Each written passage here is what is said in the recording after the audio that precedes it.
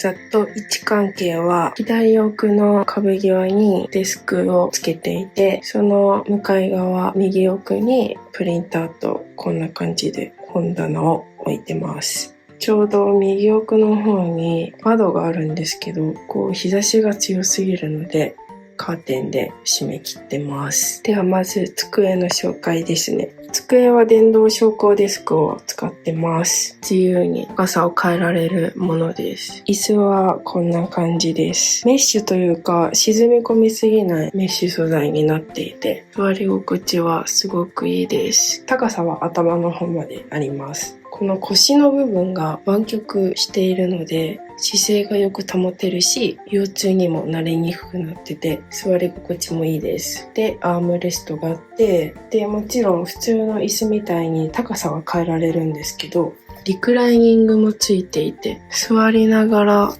ここを操作するとリクライニングできます。マックスまで倒すとこんな感じです。フットレストも手動で引き伸ばせるので、私高身長なんですけど、これでぴったりぐらいなので、多くの人がいい感じに使えると思います。でこれマジで座り心地が良くて、私一回ここで普通に寝ました。もう一個いいのが、ここにハンガーがついてるので、冬とか寒い時期は羽織物を使うと思うんですけど、ちょっと暑くなってもここにかけることができます。この素材なんですけど、なんか布とも言い切れないような素材なので、ちょっと汚れちゃったなと思ってもさっと拭いて綺麗にすることができて、染み込んだりは全然しないです。はい、椅子を紹介したかったので先に話したんですけど、気になる人は概要欄にリンク貼ってあるので、ぜひお揃いにしてみてください。前まではいろいろ机の上に置いてたんですけど、かなりミニマリストになったかなと思います。こっちはですね、これはプロテクターですね。あと iPad。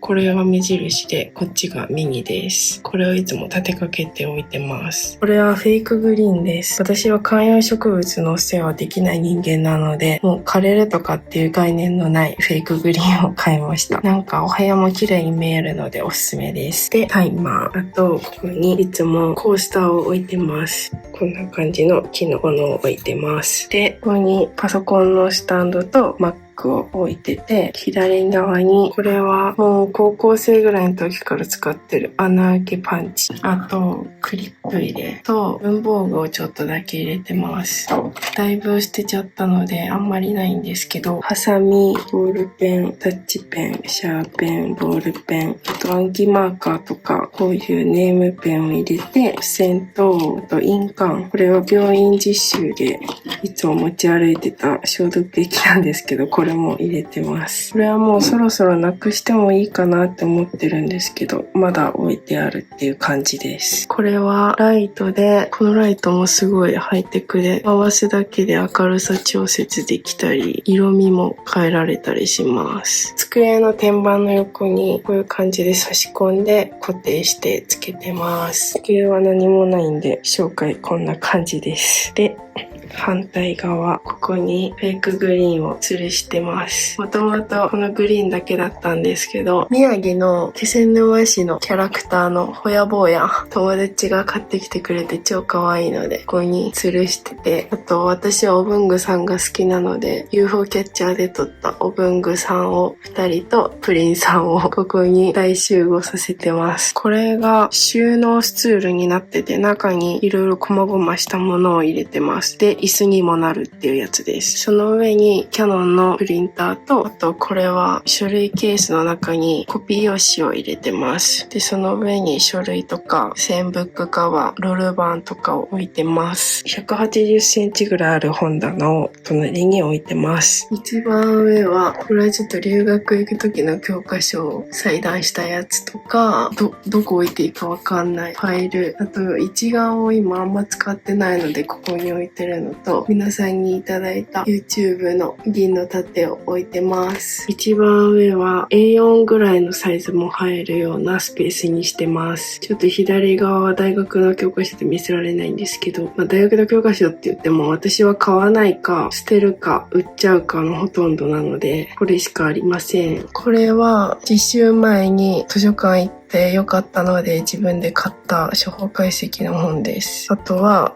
去年使った小分かりとか有機の教科書で、これは実習中に津村さんにいただいた漢方の本なんですけど、一緒に置いてます。あと CBT の模試とかノートを使ってないやつも置いてます。2段目は国家試験の過去問と小分かりを置いてます。あとはまだあんまり読めてないんですけど、ニュートンです。これ置き場所がなくて一旦ここに置いてます。3段目からは普通の本です。積読とかもいっぱいあるんですけど、電子書籍も読むので紙であるのはこの2段ぐらいですね。あとは実家にも置いてます。ちょっと本紹介もします。私は主に小説とかは全然買わなくて、こういう自己啓発本をいっぱい買います。ブックオフでよく買います。これも200円だし、これも全部ブックオフで買ったと思います。私は本は節約できるとこだと思ってて、我慢できなかったりとか、中古でもそんな値段が変わらなければ新品で買うんですけど、そうじゃなければ全部ブックオフで買います。これもブックオフです。あとは今のインターン先ではマーケティングとか新規事業の開発とかその辺に携わらせていただいてるので、そういうマーケティングの勉強の本が結構多いかなと思います。この決算書とビジネスモデルは最近買った本です。これはめっちゃおすすめです。2000円ぐらいなんですけど、あとは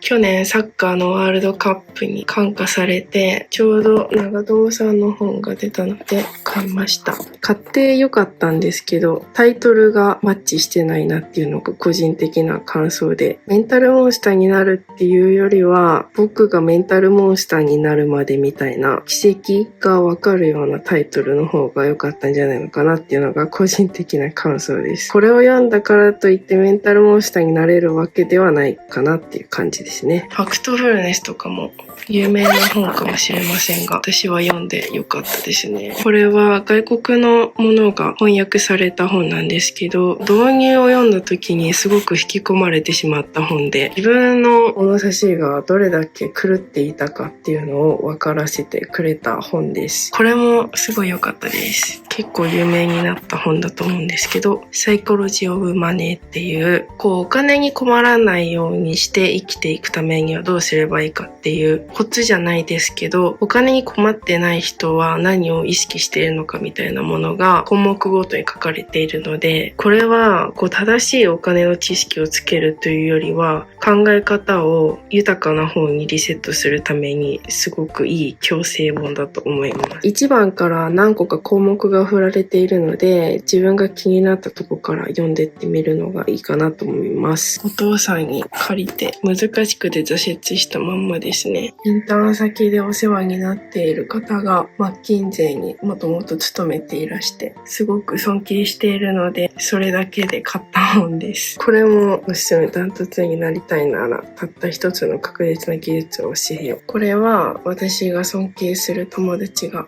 教えてくれた本です。この嫌われる勇気とかもすごい好きです。アウトプット大全とかはね、すごく有名かもしれないんですけど、インプット大全と合わせて私は読みました。インプット大全は電子書籍の方で読みました。これはね、樺沢先生は精神科医の先生なんですけれど、ちゃんと科学に基づいた方法を教えてくれる本です。あとは実は経済学の本もあったりします。この中国料理の世界史っていう本は、私が中国関係の授業を取ってた時の最終レポートの本に使ったものです。すごい面白かったです。なんで日本料理は広まりづらいのに中国料理は発展しやすいのかとか、そういうのも書かれてたりして面白かったです。その下は、ここは主に勉強系の本というか、英語の勉強とか参考書とかそういうものをしまってあります。この3冊はちょっと入りきらなかったので一時的に置いてます。これはまだ読めてないんですけど、毎年出てるシリーズで本屋さんで見て面白かったので買いました。これ結構高値で中古でも取引されてて人気がよくわかる本ですね。これも良かったです。このシリーズ面白いですよね。わかりやすい。あとはビジネスモデル全史。これは私が留学に行くので買った本なんですけど、この左の2冊はシリーズものというか医療英単語の本です。なんか小説形式になってるので面白いですね。何回も何回も同じこと言ってくるので、マジで覚えちゃいます。これも中古で買ったので、こんな年季が入った色になってます。これは丸の内のマルジェンに置いてあって、いいなぁと思ったら Amazon で安く買えたので、買いました。実習でとてもお世話になった今日の治療薬。あとは有機の本と資格試験で使った本。これはあんま使ってないですね。ちょっとこれだけじゃ学校のテストは太刀打ちできません。なのでざっと確認する分にはいいかなっていう感じなんですけど、あんまり使ってません。なんか会員登録したらもらえるみたいなやつでもらいました。これも TOEIC の単語帳で英語の本があって、キクタン。これもなんか会員登録したらもらえるやつかな。薬学の予備校のドリルと、ヴィンテージの裁断したやつがある。